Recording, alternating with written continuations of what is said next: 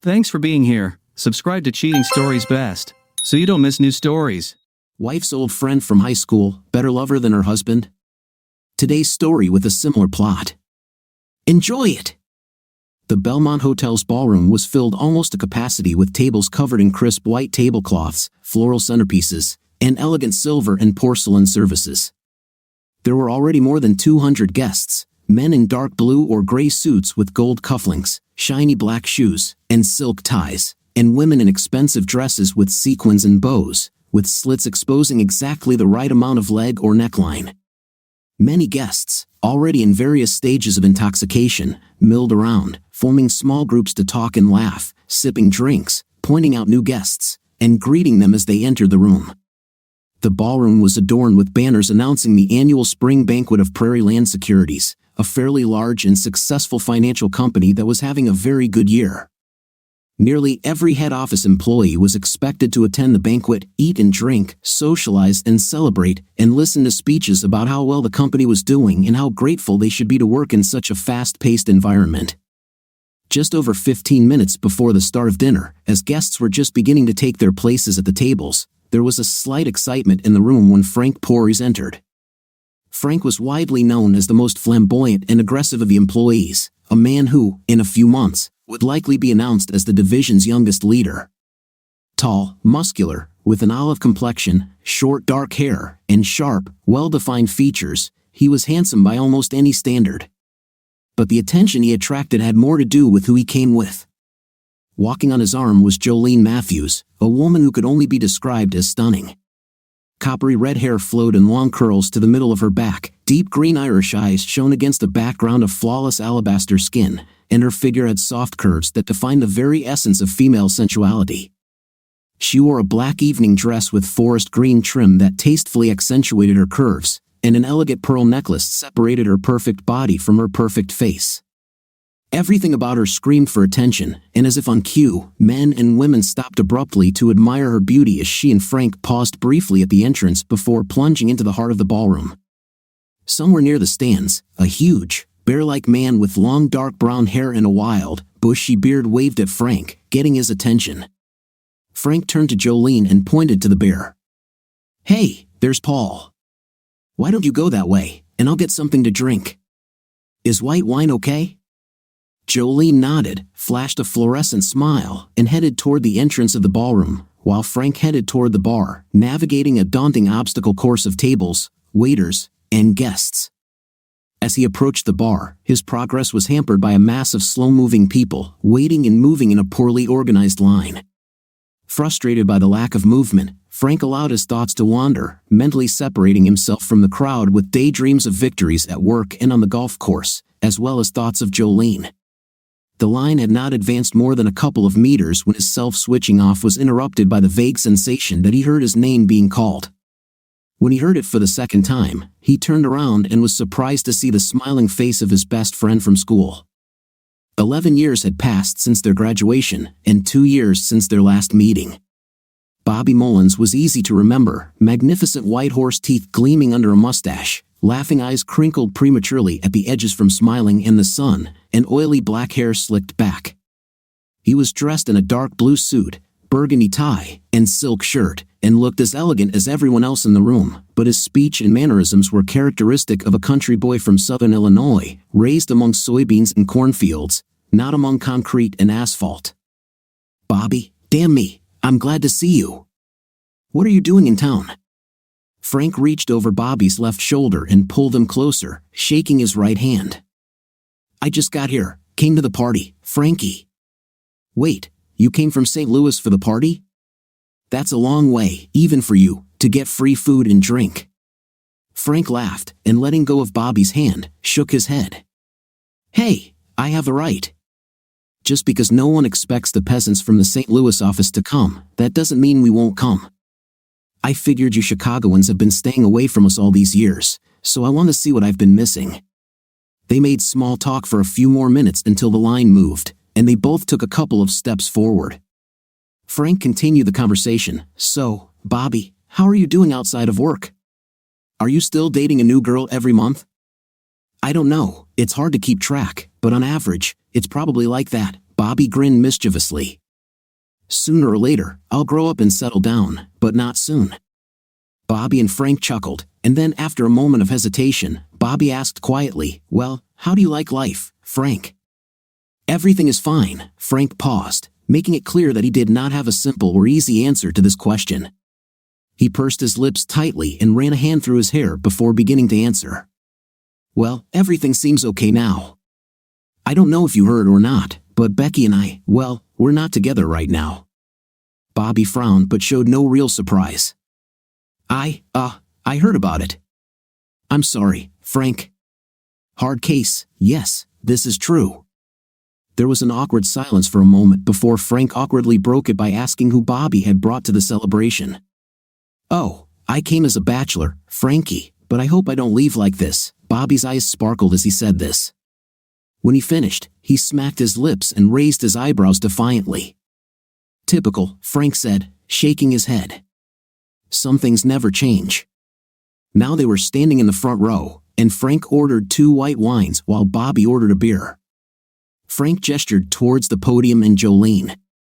"Hey, Bobby, I'm with someone today, but why don't you come eat with us?" "Naturally, she's banned, but maybe someone else will sit at the table." "Oh, I wouldn't interfere with your plans, Frankie, but yes, I would love to eat with you." "Show me the way." Bobby picked up his beer bottle and dead in a mocking toast. "Happy anniversary, baby." Becky smiled at Frank across the table, her light brown hair falling in soft curls over her shoulders, framing a face with small childish features that could be called beautiful if not for a weak chin and too many freckles. She was wearing an elegant black dress, her left hand unconsciously fingering the string of pearls around her neck that Frank had given her, and her right hand raising a glass of champagne and a toast. For us, forever, they clinked glasses and sipped bubbling pale yellow champagne as the setting August sun cast streaks of pink and orange through the window and onto the white tablecloth. "This is a wonderful restaurant, a wonderful evening, Frank.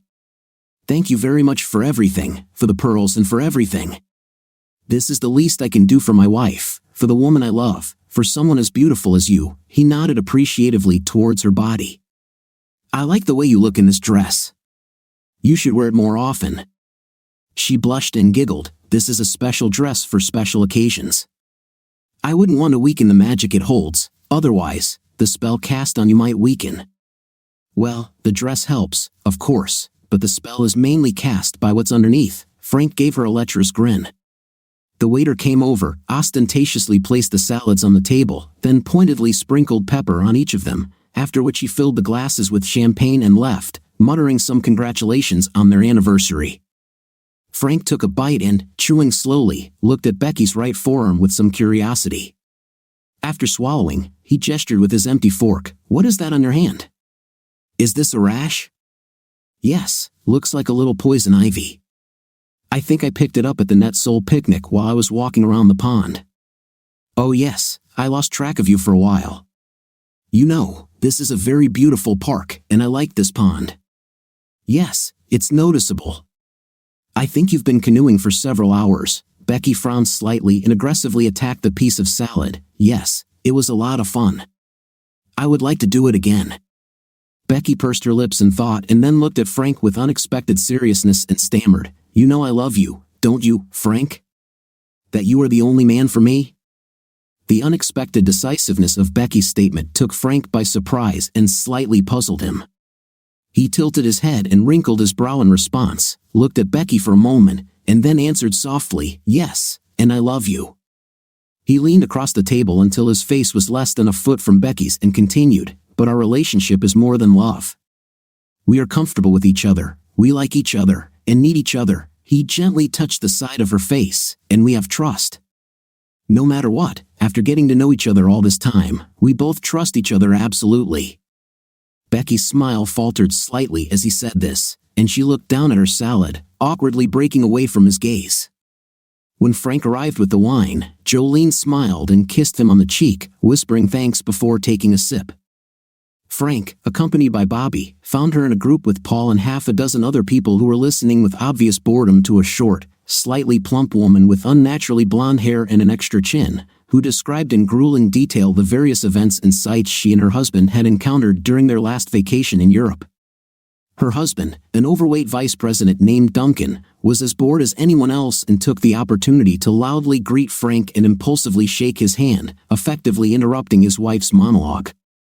While she looked forward to taking center stage again, all the potential listeners followed Duncan's example, greeting and introducing each other to Frank and Bobby, who joined the circle of strangers like old friends. Paul Jensen, a huge bear of a man, introduced himself and his companion, a petite woman with black hair and a beautiful face named Angie Simmons, as Frank's friends and colleagues. Bobby immediately made Paul laugh with a double entendre about how he was jealous of his size and made Angie blush with pleasure when he commented that he now understood the saying that good things come in small packages. When Bobby was introduced to Jolene, he raised his eyebrows and exhaled a soft whistle through his pursed lips, causing more laughter as he turned to Frank and said, "It looks like the little mermaid has grown up very well." "Great catch, Frankie, great catch." The other two in the group were an older couple who, if he carried a pitchfork and she had her hair in a bun, could have been taken straight out of American Gothic.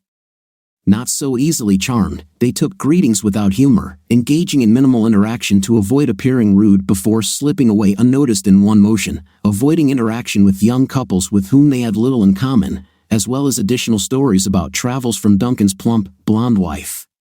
Unfazed by their departure, Bobby continued to enthusiastically exchange stories of their acquaintance, drawing everyone along with him, except Duncan's wife, who looked more than a little annoyed when it turned out that no one in the group wanted to hear any more about her European exploits. Finally, with ill-concealed irritation, Mrs. Doublechin announced that she was going to find a table with the other vice presidents and their wives. She left ahead of Duncan, who lingered long enough to say quietly, "Oh, now I have to listen to all this again. I'm sorry I've been such a lately." Frank had just returned home, and Becky was sitting in an easy chair placed right in front of the front door, smiling coyly at him. Crossing her legs, putting her hands on both arms of the chair, and combing her hair on her head, she wore a white corset, black thigh-high stockings, sky-high heels, and dramatic makeup with dewy red lips and smoky eyeshadow. Frank hesitated for a moment before raising his eyebrows and finally responded with an exaggerated grin, "Well, either you're wearing a very naughty Halloween costume, or I'm going to have some luck today. Halloween was last week, baby, so I think it's fair to say I wore it for good luck." She laughed softly, making a sound similar to a confident cat purring seductively to get her way. Frank hung his coat on the coat rack, not taking his eyes off her. "I understand that after you pretended to be a nun for several weeks, you suddenly became interested in intim." Becky pouted slightly and stood up from her chair, placing her hands loosely on Frank's shoulders. "Forgive me for this. As I said, I have every intention of making amends to you right now, and in the most sincere way." He placed his hands on either side of her waist, pressing lightly through her corset, and pulled her tightly towards him, inhaling the scent of her perfume and feeling the slight trembling of her body. He pressed his lips to her ear and felt the soft flesh of her cheek pressed against his face. "So, you think that after completely denying me intimate under various flimsy excuses, you can just drag me back into bed by wearing underwear and threatening me with your finger?" She pulled back to look at his face and found that he was smiling, but his eyebrows were raised in anticipation of an answer. "Yes, Mr. Porus, yes it is." She said this in a syrupy sweet tone of mocking innocence, "And you thought that I would forget all these refusals and your weak excuses to avoid night and just jump into bed? Do you think I'm so frivolous?" "Well, you're a man, doesn't that make you easy by definition?" He grinned incredulously and shook his head. "Honestly, lately, you've been changing the temperature so often that sometimes I'm just at a loss." "Yes, but I'm hot today, so be happy about it. Plus, I'm a woman, so part of my job is to mystify you." She smiled, winked at him, and with a sultry gait, led him to the bedroom. 30 minutes later, Becky and Frank, without clothes, covered in a thin layer of sweat, with clothes scattered haphazardly on the floor, were kissing desperately and aggressively. Frank gently grabbed Becky by the shoulders, pushed her onto her back, spread her legs with his right hand, and moved on top of her. He looked her straight in the eye, watching her reaction, and suddenly he realized that she had frozen. He opened his eyes and saw that she was just lying there, and there was an expression on her face that he could not define: disappointment, boredom, abstraction. Somewhere else, what had started out as a passionate, intimate encounter suddenly turned into something that could not be adequately described, and he felt a burning sense of disappointment and dissatisfaction. She turned away without a word, curling into a ball and turning her back to him. Frank reached out and touched her shoulder.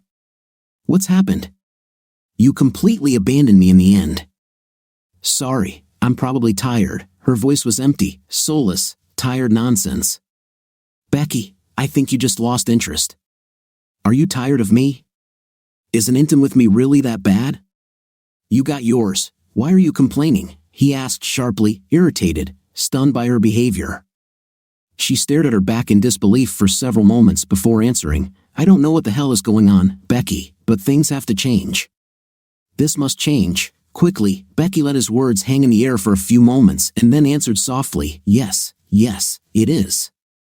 The group had barely taken a table when bustling waiters began passing around plates of salmon, beef, and chicken, practically throwing the dishes onto the table in a desperate attempt to serve the full house of guests more or less simultaneously. As the waiters rushed to their table, the resulting noise and chaos from clattering plates, flying hands, and rapid-fire questions about food choices made conversation quite difficult. "So Paul," Bobby called loudly, nodding with a smile to the sweating young man who had just placed a plate of chicken in front of him, "how long have you been working at Prairie?" Paul pursed his lips and thought for a moment, looking at the ceiling, probably about 12 years old. "I went to work straight out of college. I started out in the research department, but about 5 years ago, I was transferred to the small client department, around the time Frank started working. We've been together ever since. Things are going well, yes, I would say so." "Management seems happy." Paul nodded casually in Frank's direction. "They seem to think our guy walks on water." Bobby opened his eyes in mock surprise. "Wait, what? Can he actually walk on water? I always thought." "Yes." Jolene nodded to the waiter as he placed a plate of salmon in front of her, then looked at Bobby and grinned. "Perhaps he has changed since you knew him." "Well, it's hard to imagine that he became even more magnificent. In high school, he was always Mr. Wonderful, best in class, the best athlete, the most popular, the most successful. I was only around him to bask in his glory and try to pick up scraps from his table," Frank challenged Bobby, laughing. "Maybe you're exaggerating a little. If I remember correctly, you were a good athlete yourself, and those girls you were hanging out with weren't exactly scraps from the table. One of them was a prom queen, and the other, if I remember correctly, was a contestant in the Miss Illinois pageant." Bobby waved his hand dismissively but playfully towards his old friend. "The results speak for themselves. One of us went to Northwestern University on a full football scholarship and then completed an MBA program at USC, and the other went to Eastern Illinois as an undergraduate and barely graduated." "Wait, you played football for Northwestern University?" Angie suddenly intervened, tilting her head to the side with curiosity. "Oh, well, I didn't play, at least not very much," Frank smiled embarrassedly. "I sat on the bench for 4 years. I think I played maybe 30 matches in the garbage time. But hey, it paid for college, so it worked out." Bobby looked at Angie, pointing a piece of bread at Frank. You could always recognize Frank. He was the guy who worked out between games. He was also the only guy who never went to parties or broke team rules. "Funny, Frank, I think that's what they called him, or maybe I came up with it myself." Bobby winked at Frank and laughed. "But seriously, are you still Mr. Seriousness, or haven't you been doing anything for fun lately?" "Mostly I'm developing plans to improve Prairie's profitability, which is of course a lot of fun," Frank joked, eliciting a deep fog-like laugh from Paul and a few quiet chuckles from the women. "No, actually, I still only read or play on the computer, and Paul and I play hops golf and sometimes go to the gym." Frank paused and playfully pointed an accusing finger at Bobby. "But you don't understand this because you spend all your time at parties and bars. Maybe someday I'll grow up and be as boring as you," Bobby said with a wide smile, defiantly raising his bottle to take a sip of beer. "But to be honest, I can't understand why I need to skip parties and give up drinking. Don't you think you've already drunk enough?" The Prairie Land Security's Christmas party was winding down, and Frank and Becky were sitting at the table with Jolene, Paul, and the cute clerk from the accounting department. All three looked away with slight embarrassment from Frank's indignant and angry remark. They knew this was coming. He had been seething for almost an hour now as she flirted and made intrusive remarks to almost everyone who approached the table. Her flirting worsened as the evening went on and the amount of alcohol consumed. Becky paused mid-drink, carefully placed her cocktail on the table, and looked with obvious irritation at Frank, who made no attempt to hide his displeasure. "I'm not driving, what's the difference?" she hissed defiantly. Becky's voice became loud and defiant. "Keep it down, Becky." "Damn, people are watching, sorry." "I don't want to embarrass you even more," Frank urged. Jolene could not stand it and interrupted in a soft, even parental voice. "You're not yourself right now, Becky. Let me take you to the executive lounge so you can take a nap." Becky turned to Jolene with fire in her eyes. "I don't remember talking to you or asking your opinion. It's not your problem, so maybe you'll leave, okay?" Ginger stung. Jolene inhaled sharply as if she had been struck. "Look, Becky, I didn't mean—" Becky waved off what she was about to say with a wave of her hand. "Leave it alone, Jolene. Look, I'm sorry if my husband objects to me trying to get attention, but I guess I didn't expect someone like you to understand that people like me have to put in a little effort.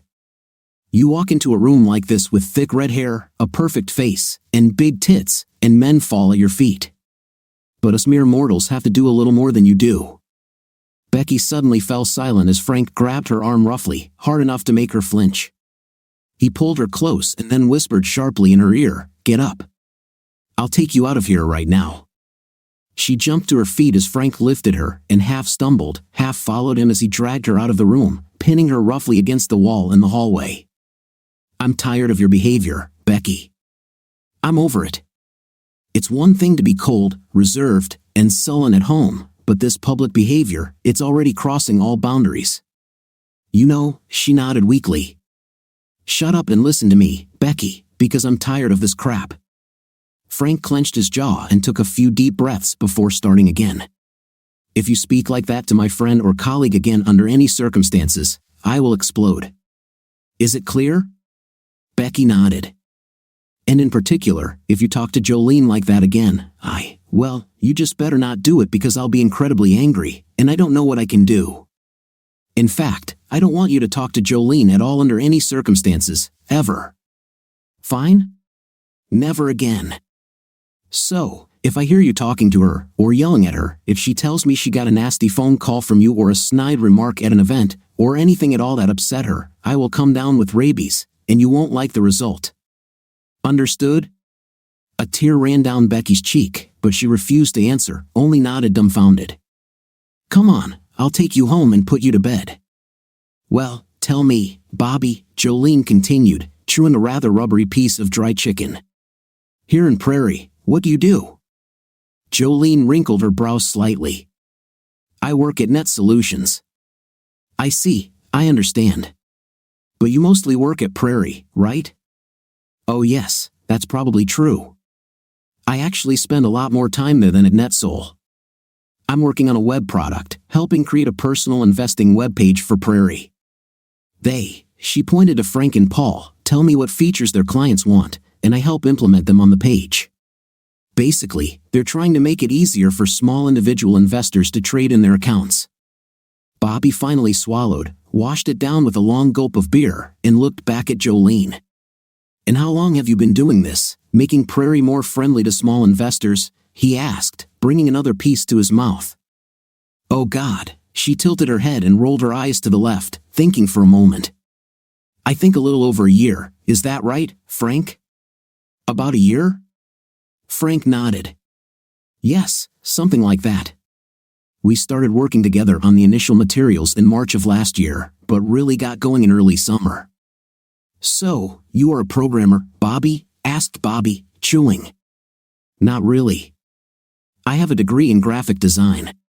Basically, I do the layout, trying to make the page user-friendly. I write some code, but the really complex stuff is written by the serious programmers at NetSol," replied Jolene. Bobby finished chewing his next bite, wiped his mouth with a napkin, and tilted his head, looking carefully at Jolene with an expression of gratitude and curiosity. "You know, I swear I've already met you somewhere, but I can't determine where exactly. This is unusual for me because my memory never fails me when I remember the time I spent with a beautiful girl." Frank snorted at his remark, and Bobby's face broke into a huge grin. Jolene shrugged and raised her hands, palms up. "I don't know where we could have met. I have never worked with an office in Prairie. I got my degree from Loyola. I'm pretty sure I do, Angie offered, giggling. Surely a lot of guys think they know her.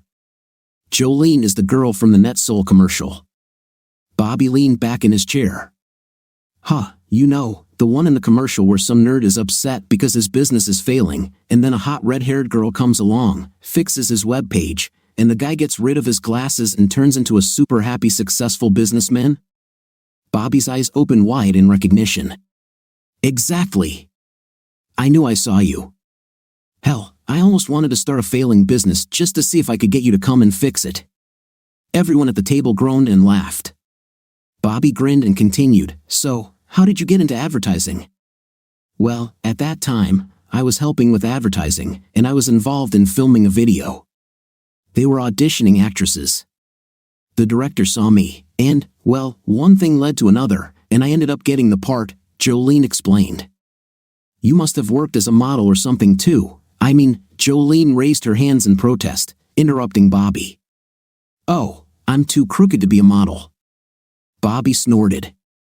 Where I come from, there is no such thing as a too crooked woman. It's hard to believe you didn't at least try. Honestly, I never thought about it. NetSol advertising is the only thing I did. I think I didn't want to get so caught up in trying to be a model or something like that I lost sight of my career in graphics and ended up on the fringes, Jolene explained. Where the hell have you been? It's almost midnight.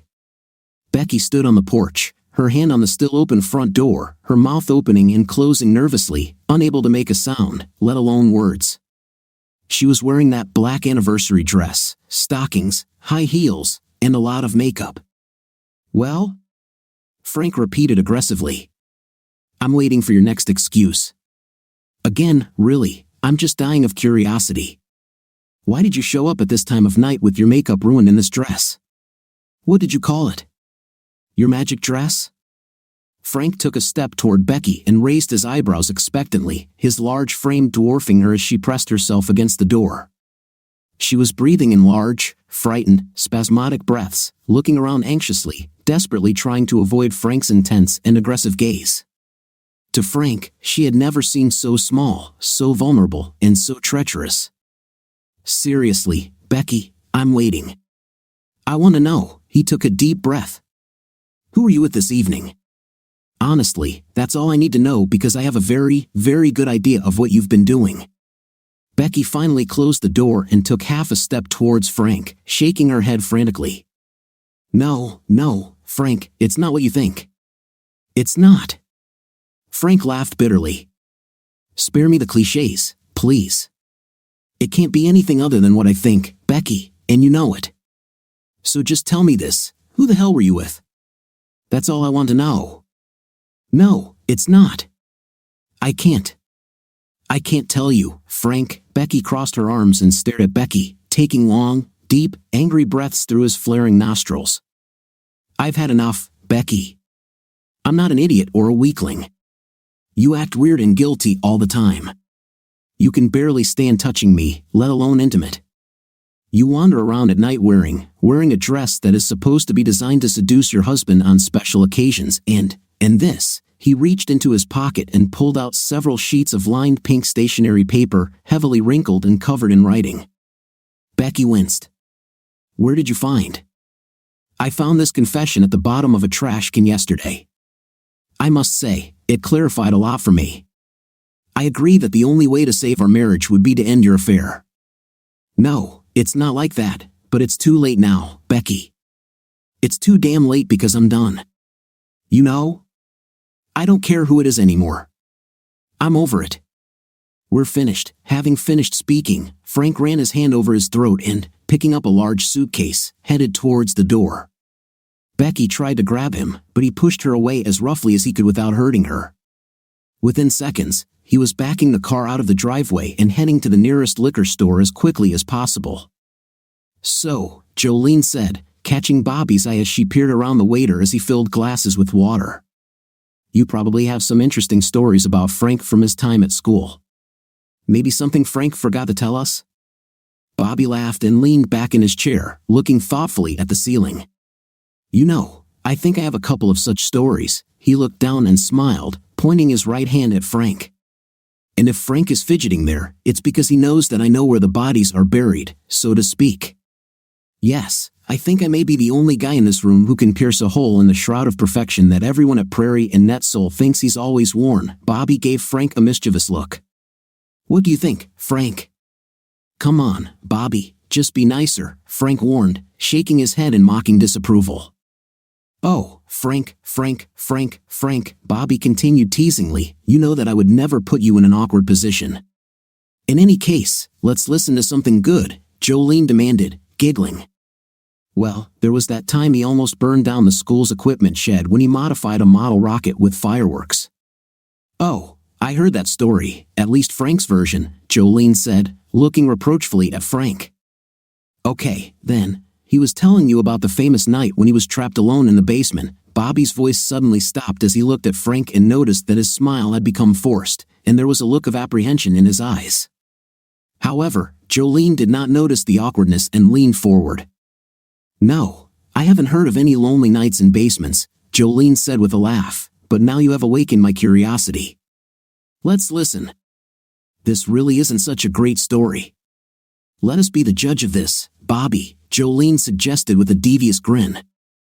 I think I'd like to hear the story about the basement, and I guess Paul and Angie would too. Bobby looked slightly nervously at Frank, who shrugged, apparently giving in to Jolene's desire to hear the story. Bobby began again, smiling a little more confidently but still telling the story with some hesitation. Okay, then.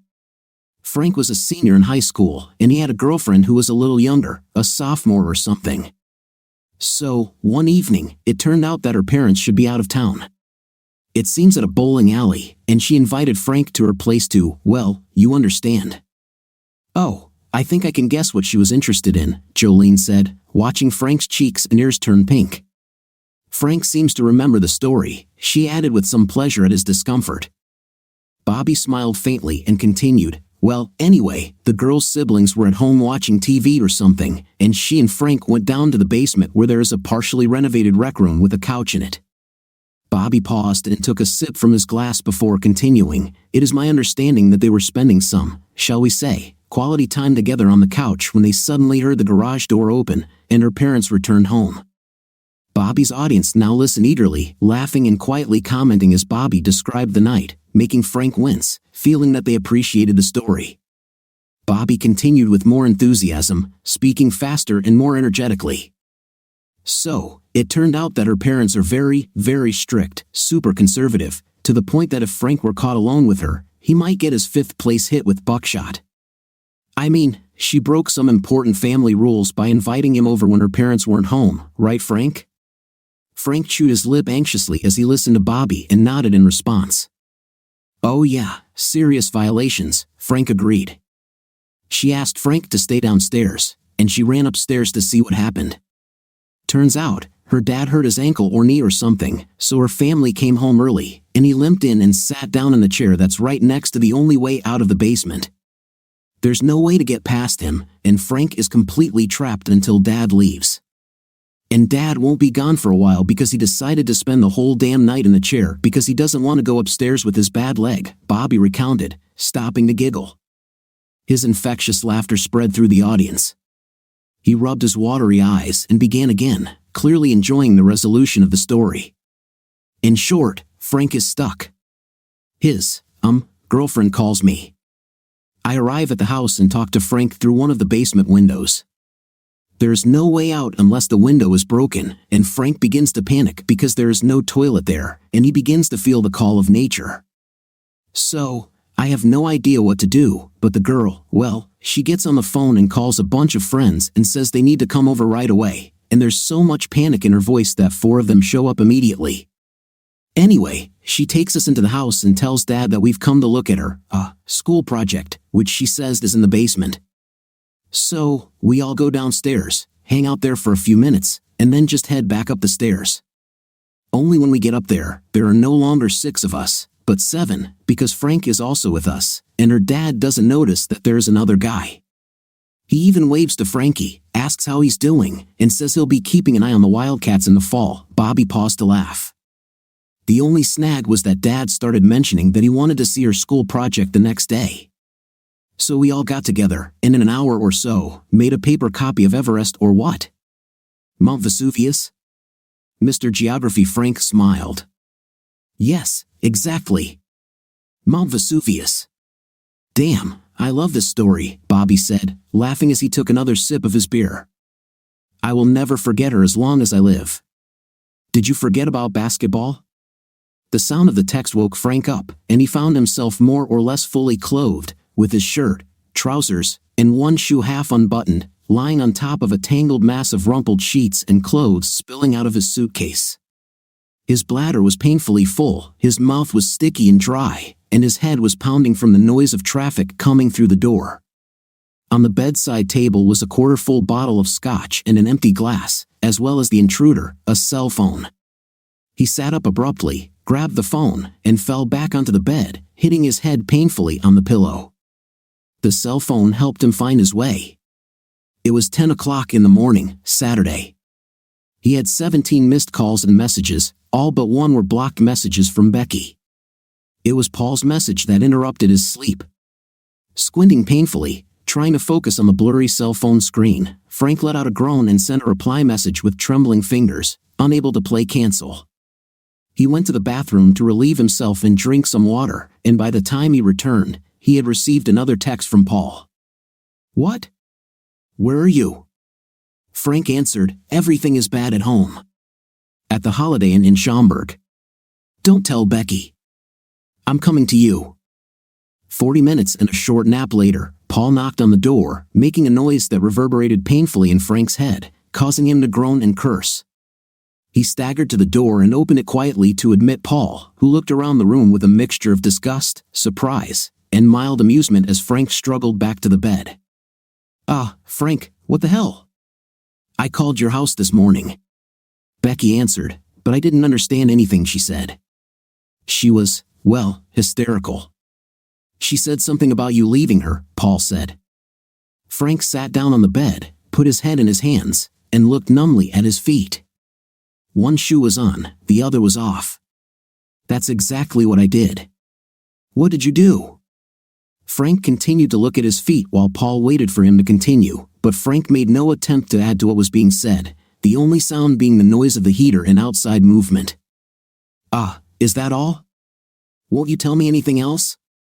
What more, for example, an explanation of why you suddenly left your wife? Did you have a fight or something like that? Paul said, frustrated. Damn, I feel like I'm conducting a police interview with an uncooperative witness. Come on, Frank, what the hell is going on? Frank sat up and stared unfocused in the general direction of the half-open curtain and window. Finally, in a sad, robotic voice, he said, she had an affair, Paul. She's been cheating on me for a long time. What? Becky? Is it true? Is it true you are sure? Do you want to tell me about this? Paul asked, shocked.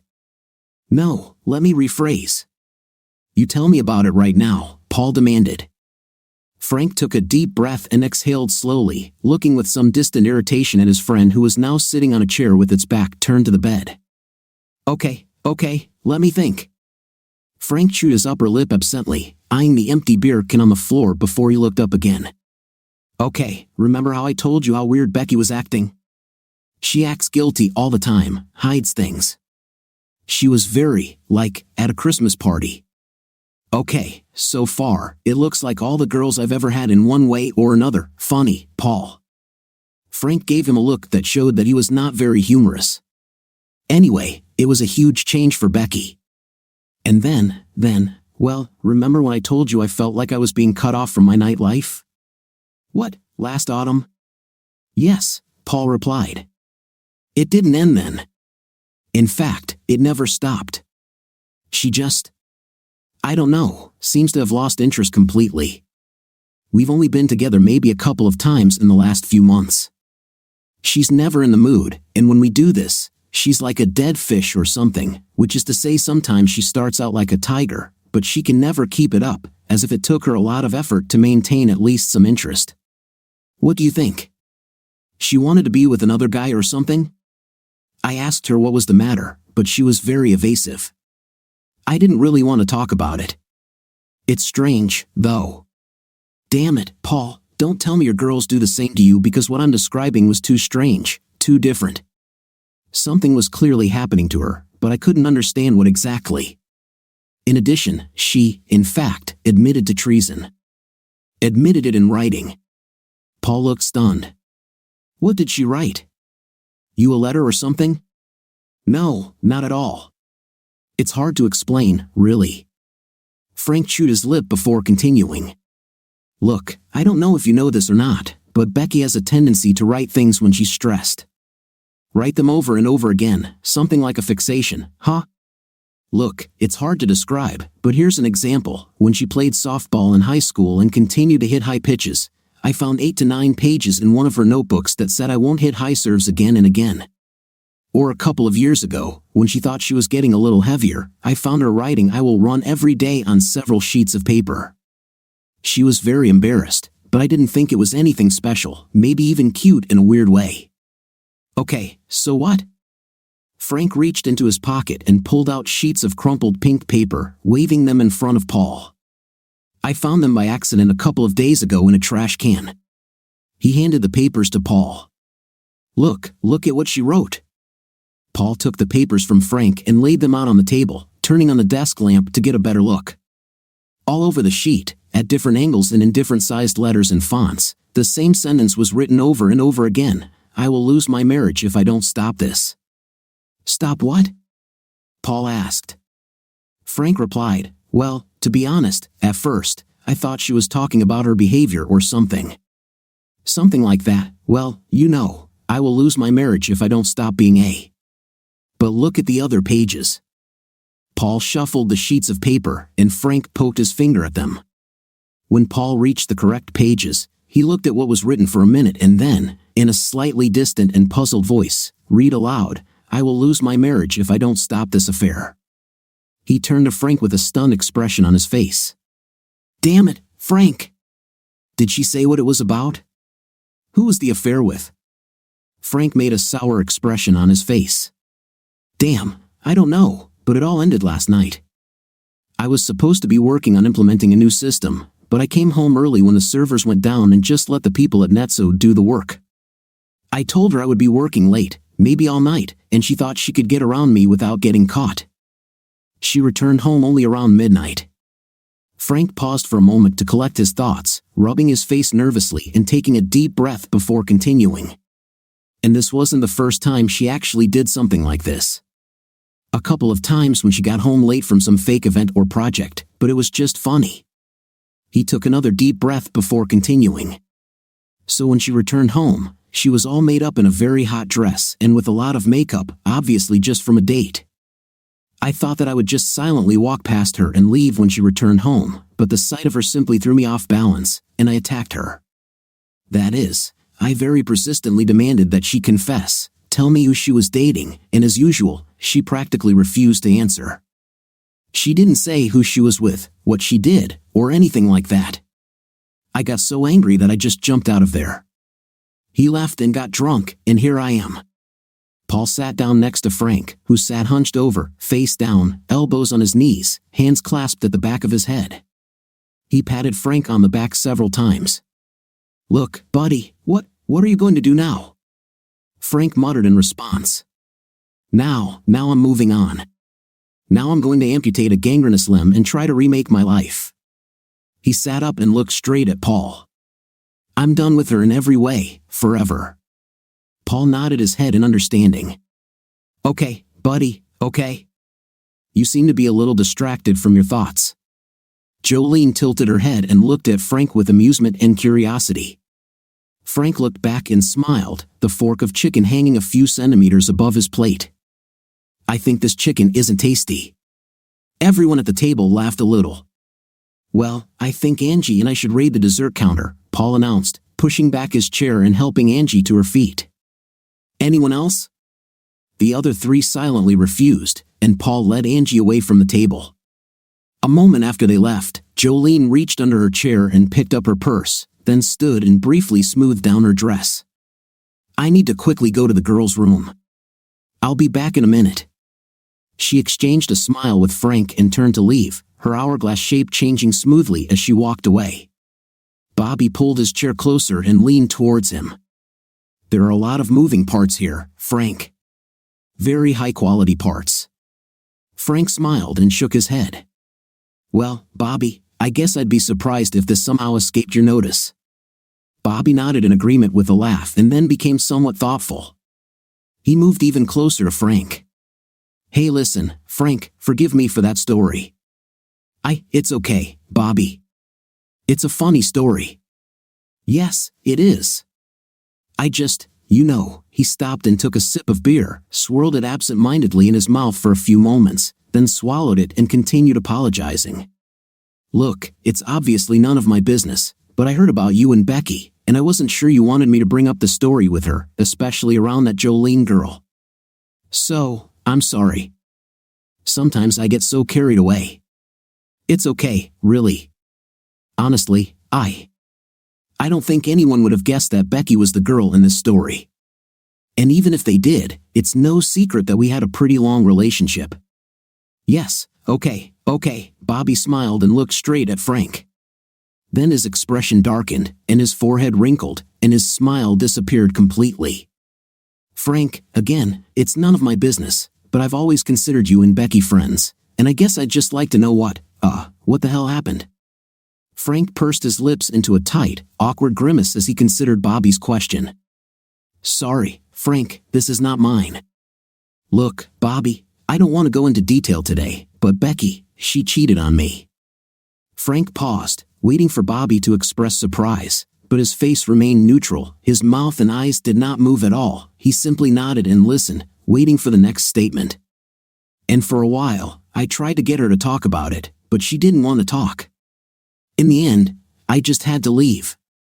I didn't have a choice, really. Bobby pursed his lips thoughtfully and looked at the table, tapping his fingers, thinking. Frank, he began hesitantly, looking back at his friend. Look, it looks like you tried to get her to talk before you left, but since then, have you talked to her? Maybe now she'll talk. Frank's face darkened, and his tone became tense, abrupt, with a bitter note. Why, Bobby? Why should I talk to her now? What difference will it make at this point? She ended the marriage. This is her problem. Why should I listen to her stories? Well, damn it, Frank. You have been married for over 5 years. At one time, you were a wonderful couple. Wonderful from the very, very beginning. Everyone knew that you would get married. You probably put 100,000 miles on your car driving back and forth from the Northwest every weekend while she was still in school, and then as soon as she could, you moved to Chicago, and what? Frank asked, almost accusingly. Yes, we were very close and devoted to each other for a long, long time. Or at least I was committed to her. In the end, it's just a bigger punch in the gut, more painful, a betrayal, Bobby shrugged, apparently agreeing with this. And yet, Frank, don't you think? I mean, if you've put in so much time and effort, and don't you think you should get some kind of closure or something? Frank snorted derisively. Closure? This sounds like some newfangled. Bobby, I live on. I'm fine. I don't need anything more from her. Maybe she will need this, maybe for her, Bobby said with some doubt, looking nervously around the table. Frank studied Bobby for a few moments, and moved to his seat, moving a little closer to him. What's the matter, Bobby? What's happening? Bobby raised his head but did not meet Frank's gaze, but stared at a point just beyond his right shoulder. Frank, listen, Bobby was the easiest conversationalist Frank had ever known, and his difficulty with words was strange, so strange that it occurred to him that Bobby was planning something he wouldn't like, something related to Becky. Did Becky talk to you, Bobby? Did she push you to do something? There was an urgent, demanding tone in Frank's voice, and Bobby responded by looking straight at Frank, meeting his gaze irresolutely. Frank, listen, this will probably make you angry, but I felt it was the right thing to do. Bobby licked his lips and rubbed the back of his neck nervously, briefly breaking eye contact with Frank, and then re-establishing it. Frank waited with a stern, expectant expression on his face. Here's the thing, Frank. I didn't come here alone today. Another pause, but this time Bobby didn't take his eyes off Frank. I came with Becky. She's sitting at one of the far tables. Frank's face turned red, his nostrils flared, and his jaw muscles began to work hard on his teeth, making a barely audible grinding sound. Why the hell did you do that, Bobby? Are you trying to make some kind of scene? What were you thinking? Frank, listen. Bring this here tonight. They were silent for a moment, both breathing as if they had just run a race. Frank, I talked to her. Just talked on the phone for a bit last week. She didn't tell me what she did, and I didn't ask. She just said that she ruined everything, and that you left her. All she wanted to do was talk to you. All she needs is a few minutes. She said she tried everything: phone, email, SMS, letters. She said she couldn't get closer to you until you ran away. Come on, Frank. No matter how bad she did, don't you think she deserves a few minutes to talk it out, even if it's just an apology? What could be wrong with this? Bobby spread his arms to the sides and bowed his head slightly in supplication as he asked the last question. Frank's face, and perhaps his whole body, suddenly seemed firm and unyielding. He leaned forward close to Bobby and spoke with a hiss through clenched teeth. I'll tell you what could be bad about it. She betrayed me. She stabbed me in the back after I gave her 10 faithful years. I turned down so many women for her, Bobby. You have no idea how many. And at the first opportunity, Frank stopped and began to take deep breaths to keep calm. At the first possibilities, she is selling our marriage. Bobby listened to Frank's words and nodded almost imperceptibly. Even if so, Frank, even if so. Frank suddenly lost control of himself, interrupting him almost with a cry. I won't talk to her, Bobby. Not here, not now, not ever.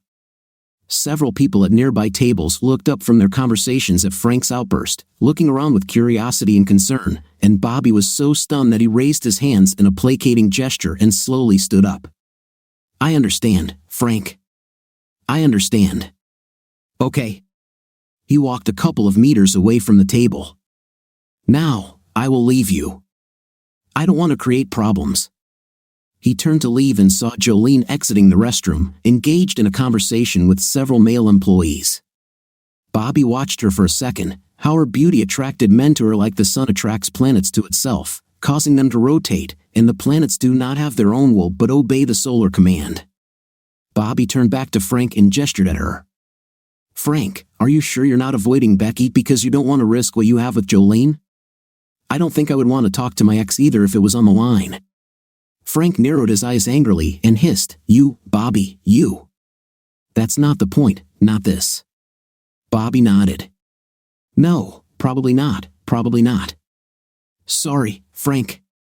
Forget what I said. He gestured to Jolene, who had freed herself and was now making her way to their table.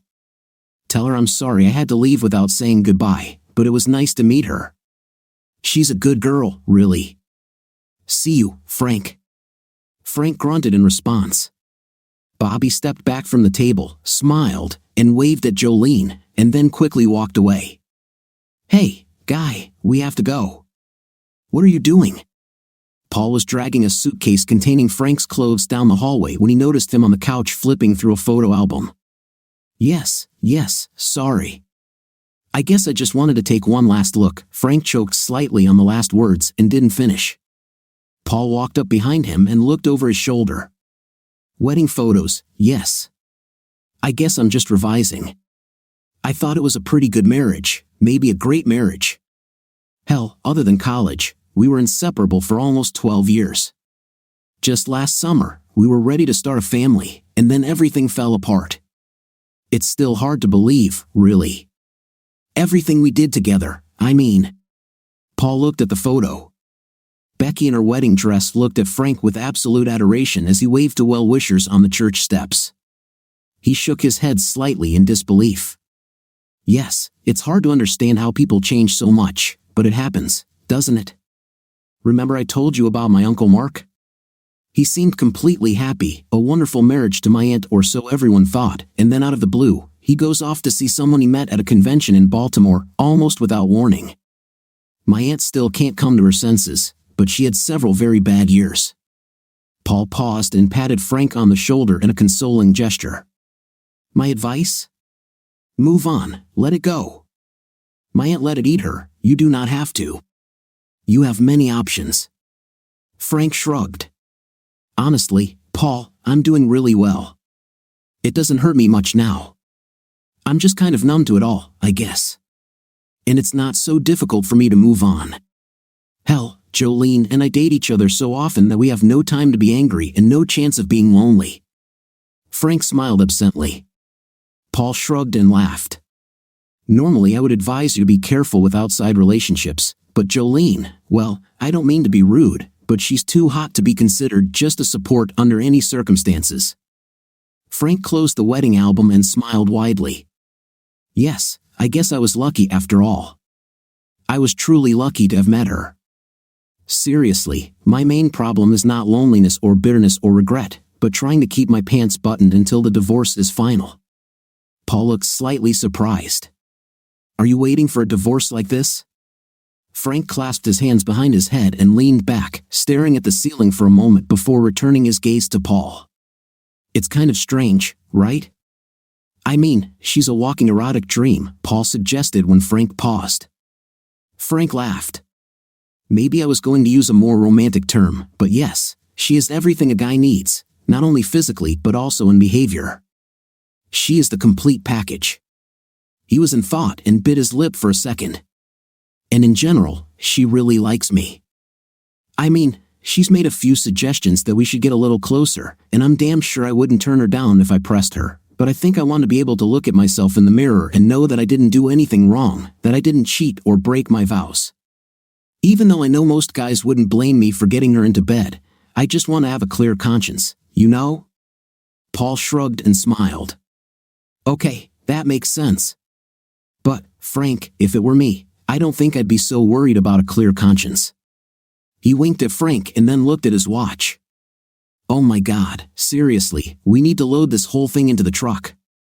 It's almost 3:30, and you said Becky finishes work at 4:30. If we want to avoid it. Yeah, I definitely want to avoid her, Frank said, standing up. I really don't want to listen to her. She keeps feeding you nonsense. I still haven't talked to her since I left. Didn't talk at all. No, before I left, she had many chances to talk, but she didn't want to. And now, frankly, I just don't want to listen to her. There's nothing she can say that would make me change my mind, and I don't feel any obligation to try to make her feel better, as you said. I'm going to move on and make a clean break, and nothing she says will help with that. Jolene returned to the table and gracefully settled into the seat next to Frank, smiling all the time. Where did Bobby go? He probably had some urgent business to attend to. There was an awkward, prolonged pause, and Frank decided to abruptly change the topic of conversation.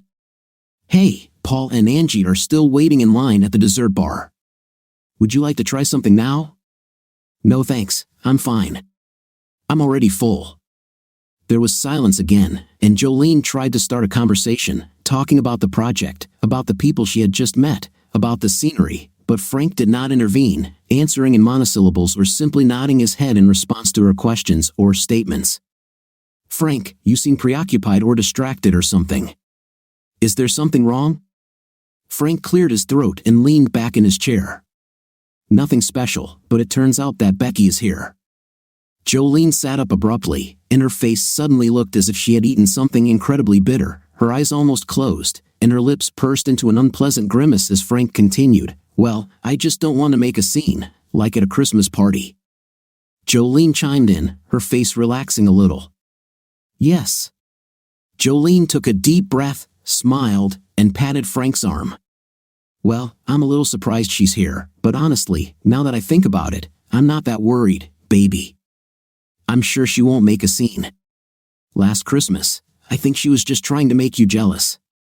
Frank snorted. I think she was just trying to pick up some guy. I mean, she had no reason to make me jealous. I'm her husband, damn it. Jolene shook her head, a knowing smile on her face, the kind of smile a mother might have when a child displays innocent ignorance of the way the world works. Frank, I think she had a lot of reasons to be jealous, at least in her understanding. Frank furrowed his brow in confusion. What are you talking about? I never gave her a reason. Jolene laughed involuntarily, quickly covering her mouth to somehow smooth out her reaction. Oh, Frank, come on. We both behaved well, but in fact, you and I have been very close for some time, and we haven't really hidden it. What are you talking about? Before I left Becky, before she cheated on me, we never gave anyone any reason to assume that we were in a relationship. Jolene tilted her head and received Frank's statement with mild surprise and incredulity. Remember the company picnic last summer, Frank? How about this? We spent some time together, Frank. We spent 2 hours together in the canoe, and quite a lot of time after that. At least 4 different women asked about my new boyfriend and wondered how serious it was. A surprised and slightly puzzled expression appeared on Frank's face. Well, maybe, but Frank brought his hand to his forehead and slowly rubbed it. Even though maybe we spent too much time in that canoe. It was months before the Christmas party, and she never said anything, and I didn't give her any other reason to think that. What? Oh, Frank, are you sure? Have you ever talked too much about me or smiled too often when you mentioned my name? She leaned forward and spoke more quietly, almost conspiratorially. You never said my name when you and her were together. No, I never. Jolene shook her head. Ah, Frank, honestly, you just don't know anything about this. Yes, Frank, yes, you did. You did this all the time. No, I don't. Wait, how do you know? Frank hesitated, unable to find the words to ask a full-fledged question. I know because, Jolene sighed, exhaling the air from her mouth in a slow, controlled exhale. Listen, Frank, she told me. She told me that almost every time you lay in bed, you said my name. It was hard for her. Frank's mouth and eyes opened in surprise, and he began to say something, but Jolene stopped him with a raised hand. Listen, she made me promise not to tell you that she talked to me, and honestly, she was so upset, and I felt so sorry for her that I made that promise and swore to myself that I would try to distance myself from you, that I'll try to do the right thing.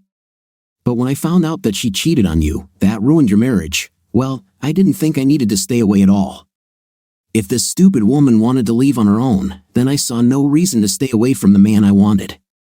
And probably, I also see no reason why I should keep my promise not to tell you about that evening. That evening? What evening? Frank asked. She called? What? No, she came personally to my apartment. I was working, and when I came home, she was waiting for me in front of the door. She must have been there for several hours because I returned home quite late. Apparently, she had already come to see me several times, but she got scared and left before I showed up. But that night, she said she was going to meet me face to face because she thought we could be together. Jolene paused to take a sip of wine, and Frank slowly shook his head, a dazed and confused expression on his face.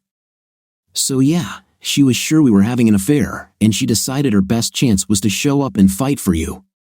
Not literally, of course. You know, compete, like women do, Jolene said, waiting for Frank to respond to show that he understood her words, but all he could do was nod weakly. Jolene sighed and continued, so, she was wearing a beautiful black dress and pearls, and she clearly put a lot of time into her hair and makeup. Maybe too much makeup, but she still looked. What? What was this evening? Frank's voice became dull and robotic. What evening? This was when the server crashed. Do you remember? We thought we'd have to work late, Jolene said, but Frank could no longer hear what she was saying. His mind was frantically working on new facts that were rapidly bringing new truths to his consciousness. And as he did so, the old truth receded, turning instead into an ugly mistake, an expanding, festering wound on his conscience. Thoughts took the form of clearly visible images overlaid with perfectly remembered sound memories that flashed through his head at breakneck speed. The image of Becky looking away guiltily when he talked about trust, Jolene's voice saying, "We spent 2 hours together in the canoe, and quite a lot of time after that." At least 4 different women asked about my new boyfriend, the strange beginnings of Becky's selfless avoidance of intim, and when they did have it, the memories of the sudden loss of interest and passion, of her pulling away from him, pouting, getting angry, and standing still, all the while listening. She told me that almost every time you were in bed, You said my name, Jolene's voice echoed in his mind. The rage he felt when she came home late, wearing a nicely black dress that was supposed to be reserved for special occasions, and she wore it for her lover. She thought the best chance was to come and fight for you. She was wearing this beautiful black dress in pearls, Jolene said. His feeling of angry disappointment and bewilderment when she refused to say where or who she was with, hearing his own voice explain, "If I hear you talking to her or yelling at her, if she tells me she got a nasty call from you or a snide remark at an event, or anything at all that upset her, I will go crazy," stunning confirmation of his suspicions when he found notes with the inscription, "I will lose my marriage if I don't stop this affair," perceived in a new way, in a different light. That evening, she said that she was going to confront us, really, because she thought that we could be together. She was sure that we were having an affair, Jolene said. And then more sounds, more memories, randomly and jumbled, taken from the distant and recent past, invading his wounded consciousness wider and wider. "Do you, Francis Angelo Porres, take Rebecca Ann Smithson to be your lawful wife? You know that I love you, don't you, Frank? That you're the only man for me? To have and to possess, from this day forward, for better or for worse?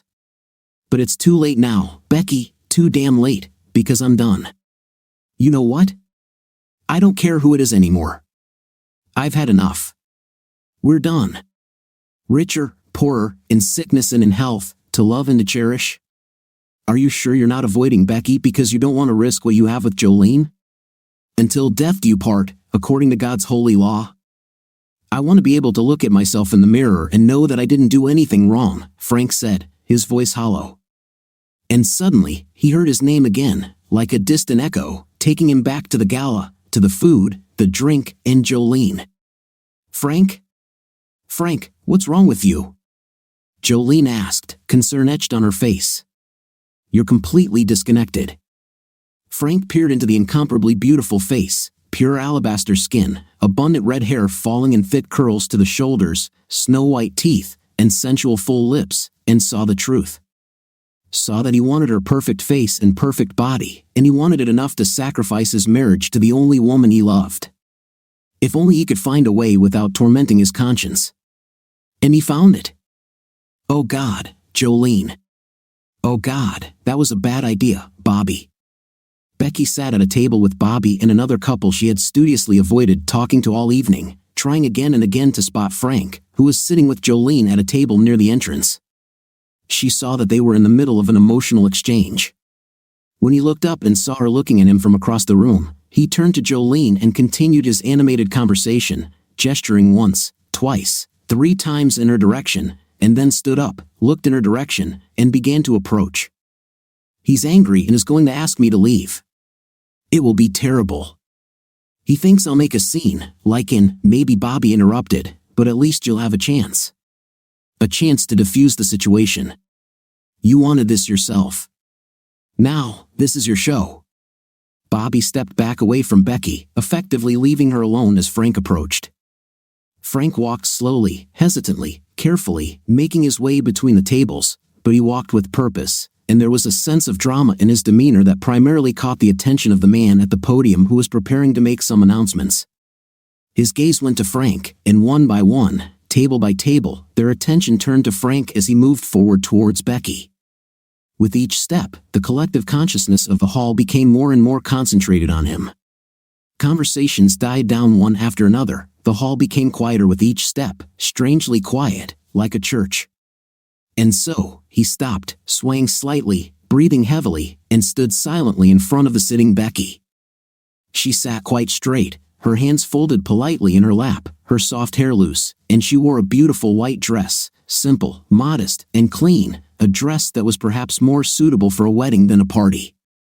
No one spoke for a few moments, but Becky made several unsuccessful attempts, her mouth opening and closing 6 times. Finally, with visible effort, she broke the silence. "Frank, I didn't cheat on you," she said simply, in a broken voice. "I just wanted you to know that I won't cheat on you." He just nodded slowly, but when he didn't respond, she continued, "I know that I can't compete with her, and it will be very difficult for me without you. But at least I wanted you to know that I am faithful.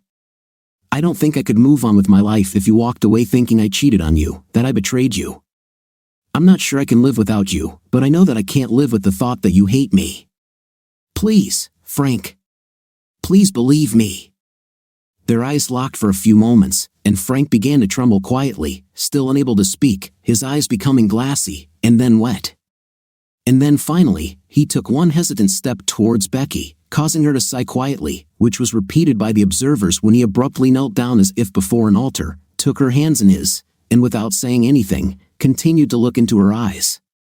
A look of shock and then uncertainty crossed Becky's face. She carefully withdrew her right hand and, with a hesitant movement, gently brought it to Frank's face, feeling a tear run down her thumb. "Frank? Becky? I'm so sorry," Frank said, his voice choked with emotion. "I love you, Becky, and I'm so sorry."